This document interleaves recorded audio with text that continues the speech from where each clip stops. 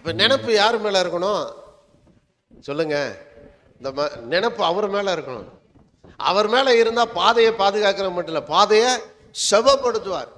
போற பாதையில எது இருந்தாலும் கிளியர் பண்ணிடுவார். செவப்படுத்துறதுன்னு என்னன்னா கிளியர். பாருங்க, பிரதமர் வர்றாரு அப்படின்னா முன்னாடியே ரோட்டெல்லாம் அடைச்சி அது ஒத்திக எல்லா இடத்துலையும் போலீஸை நிப்பாட்டி செவப்படுத்திடுறாங்க.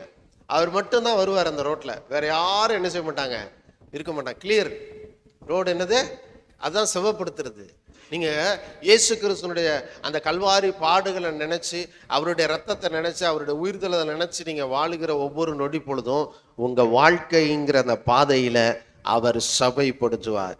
அது ராஜ பாதையை போல, நீங்கள் ராஜாக்கள் நடந்து செல்கிற பாதையை போல கர்த்தர் உங்கள் வாழ்க்கையை சபையாக வைத்திருப்பார். சபைப்படுத்துவார் அப்படின்னா அந்த பாதையை அவர் தான் உருவாக்குவாராம்.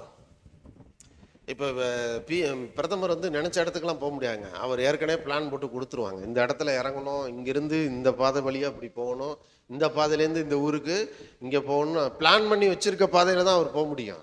அப்போ கர்த்தர் சபைப்படுத்துவார்னா அவரை நினைச்சிங்கன்னா உங்கள் வாழ்க்கையில் நான் சொல்லுகிறேன், நீங்கள் நடக்க வேண்டிய பாதையை, உங்கள் வாழ்க்கை என்கிற பாதையை அவர் திட்டமிட்டு வைத்திருப்பார்.